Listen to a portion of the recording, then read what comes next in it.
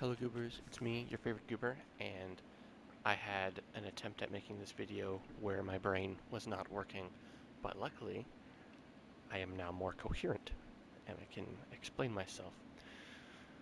I always do these videos unscripted because I don't know, I feel like it's more authentic. It's really just an excuse to say that I don't want to spend the time to make a script for a video. So I like to say it's more authentic, yeah, it's very human, really brings out the soul of who I am. Blah blah. Anyways, right. Let's get to it. What I do for the day? Well, it's very simple. I've been really questioning one simple thing, and then as I was talking, it led me to another thing. So I'll talk about that second thing here. It's about whether or not I want my, because first things first, it's about my manga, and I should also mention it's important for this context here that it's an elemental story. Yes, you got your classic earth, wind, fire, and water, but you also have two elements that in the story are brand new to the universe, electricity and gravity. Now, a good portion of these elements are around you all the time, right? Air, literally around you all the time. Look at that, air. Next, earth. Uh, you can't, it's the best element in that regard. You have unlimited earth at your disposal, effectively. Water, a little lower on the list here, but still, there's water everywhere, even in the atmosphere. There's plenty of water there. And depending on the location and the region, there's probably large deposits of water relatively deep underground. So, if you can control water from a distance far enough away, then you have access to a vast amount of it, mostly where you go. It is dependent on the region and whatnot. But like in the circumstance that it's raining or snowing, you are in a very good position, right? So there's that. It's technically always around you. And then fire, kind of, right? The oxygen to keep the flame alive is there, but it's a matter of igniting the flame. And so the other three elements effectively have access to their element at any given time. But fire needs like a catalyst, and I'm confused on how I want to go about this. I think that because my story there is like this um, mana, quote unquote, I call it natural energy. Um, Kind of a work in progress name, kind of not. It is just energy from nature, and I was thinking like, what if I let that enhance the things, right? What if you can create a little bit more earth if you put some natural energy into it, right? What if you could pull a little more water from the atmosphere if you enhance yourself with some natural energy? What if you could ignite some flames and keep the flame burning through some natural energy? You know, what if you could enhance your.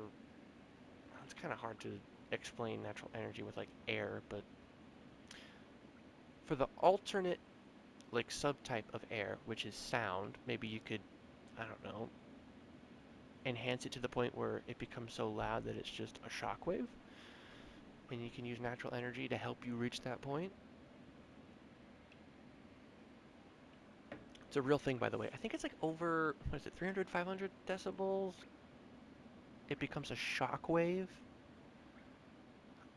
Don't quote me on any of those numbers, but I do know for a fact, I'm very confident when I say this, at some point, sound becomes so loud that it ends up being a shockwave. That is true. I don't know the exact range, so excuse me there. But yeah, I don't know. It would help explain fire, right? That's what I'm trying to say. Is like if I use natural energy, it would help explain fire. which is important for something I'll get right to. But the other two elements, gravity and electricity, you know, perhaps I don't understand electricity well enough, but I don't necessarily know if it's around you all the time. I could be wrong, but I don't know. Gravity, obviously, yes, it's everywhere. It's not even fully understood. And I'm pretty sure, at least. Don't quote me on that either. But yeah, when it comes to electricity, like, let's assume that I'm not too lazy to go look it up right now, and it's not around you at all times. Well, then how do you get this elemental user to like use electricity? Because like, yeah, your body sends electrical pulses around. I mean, that's how your brain works. It sends and receives electrical pulses.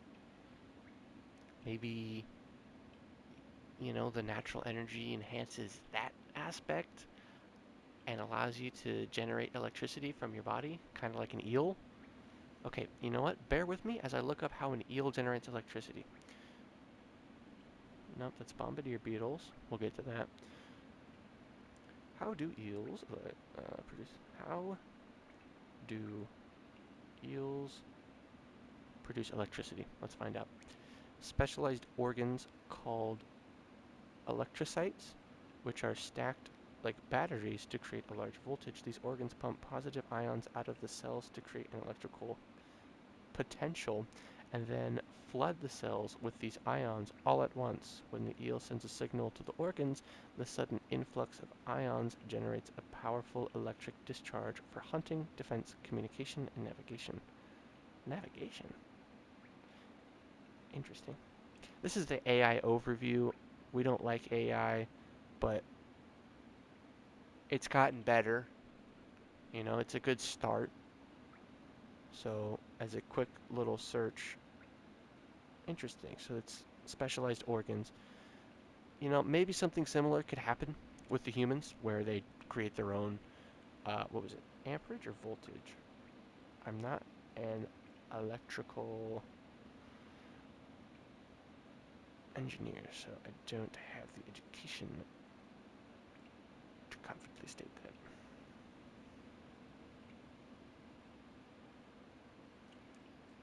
Okay, a large voltage is what it says.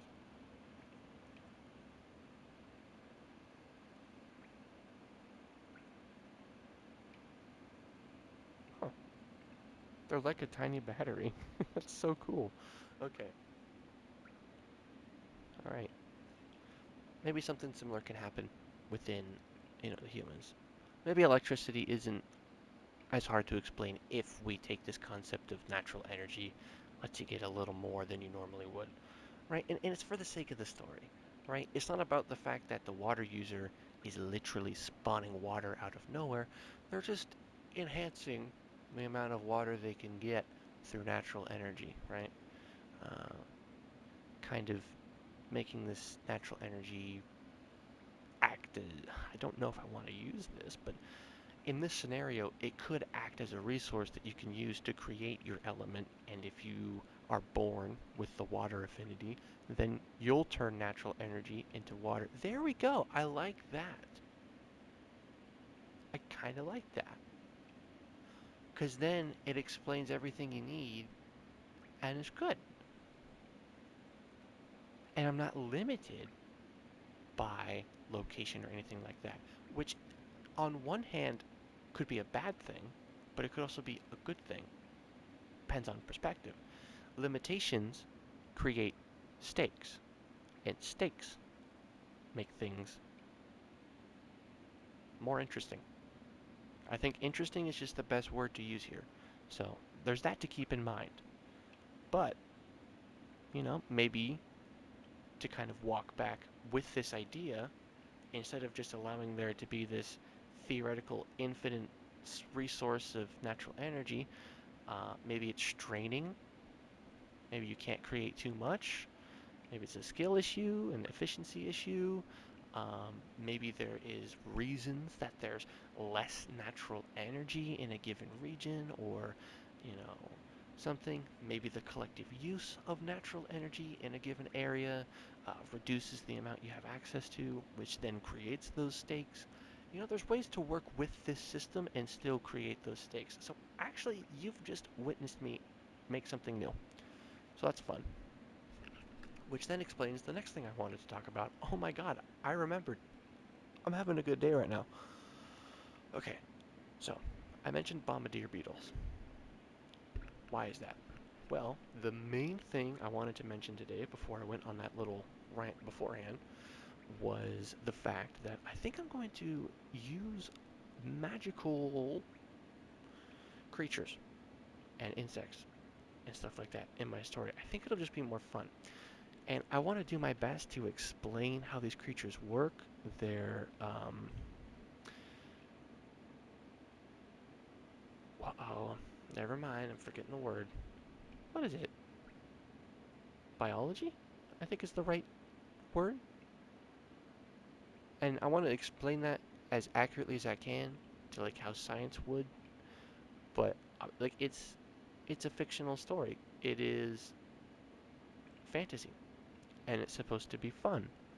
So, maybe I'll try to be accurate. A dragon's wingspan would have to be massive to account for everything and then, probably need like hollow bones, maybe looking at smaller dragons because that would be more realistic. Dinosaurs are basically that, kinda.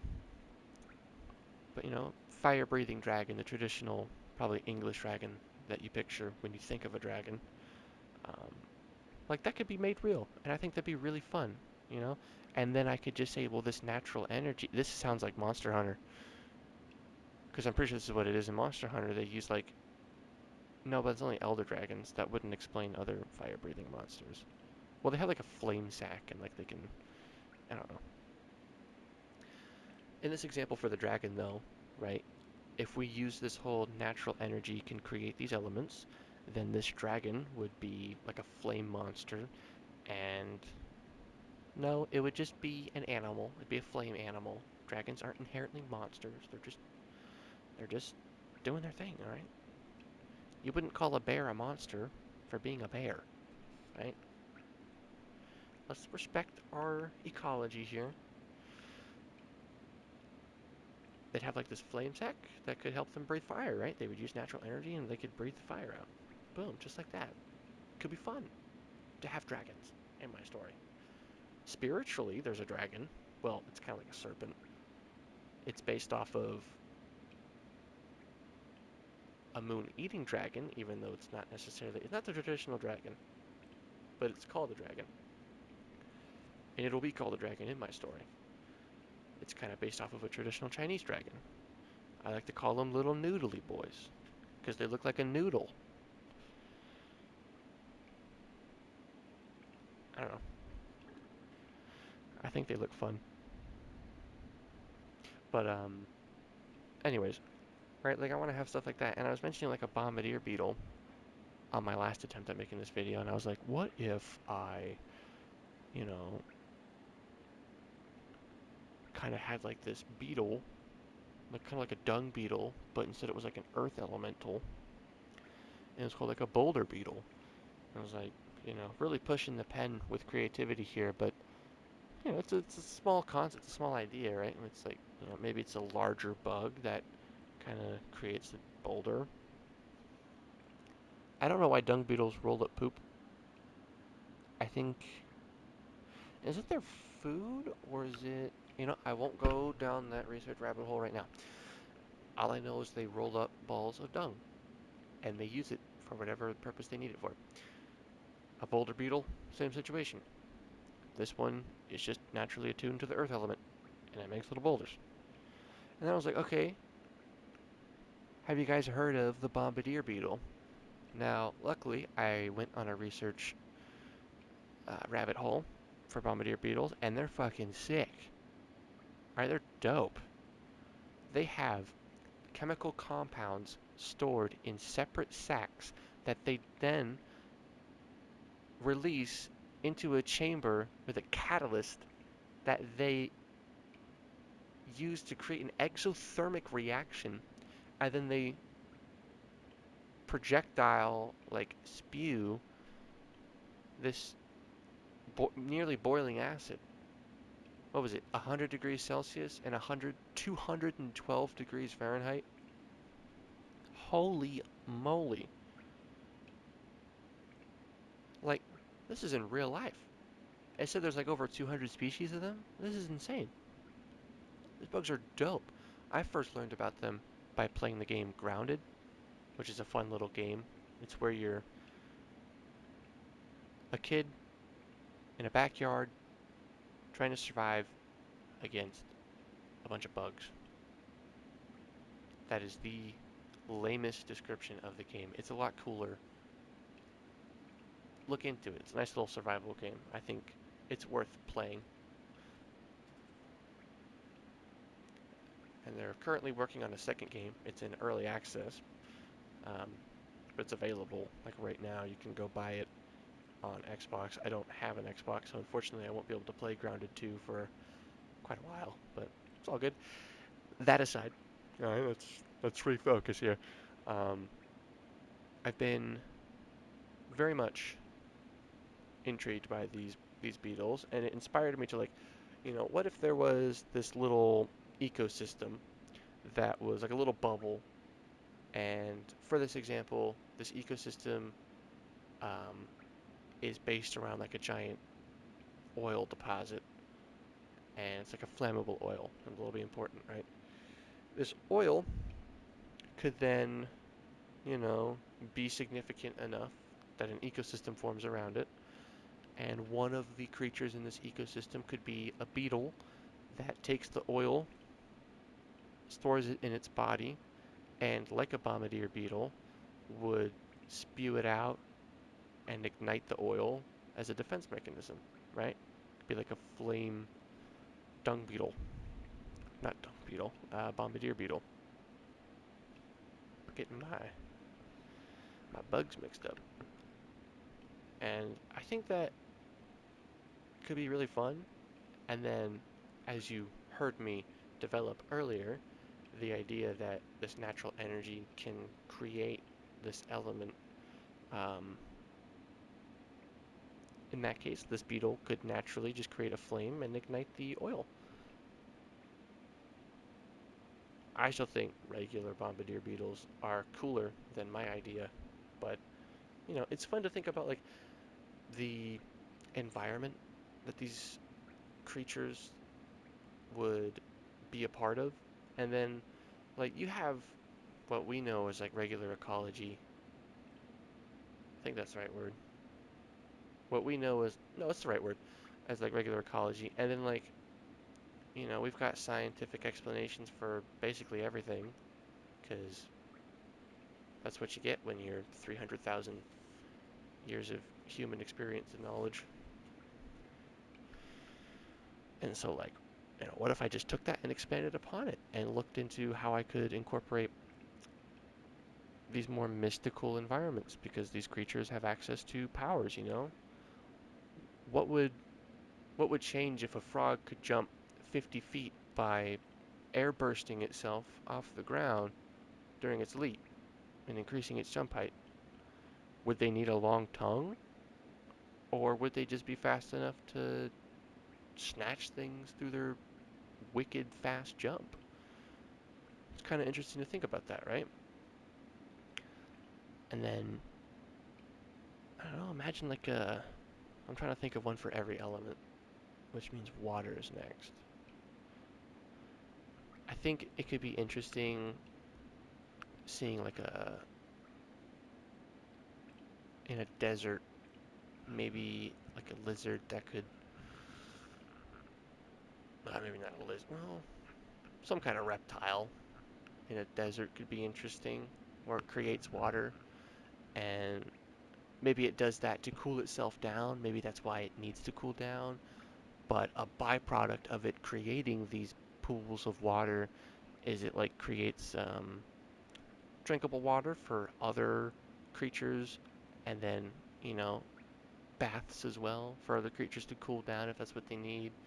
and maybe a breeding environment for like a bug if they need uh, to lay their eggs in like water. I think like mosquitoes do that most notoriously, um, usually in still water, but you know, stuff like that, right? Like it's fun to see how an animal could affect the environment just like that. So now this desert, um, this sandy desert, because fun fact, the Antarctic is considered a desert due to the definition of deserts. Yeah, fun fact. Um, refocus. I don't know. It could be interesting. That's all I'm gonna say. I love everything, and this is gonna be a long video, but I don't care. I need this video for Alex to remember. I'm actually gonna title it as such, so that way I remember this video in particular. With that being said, good night and good luck. Hope you all have a wonderful day. Bye bye. Now I'll give you some more energy. Bye bye.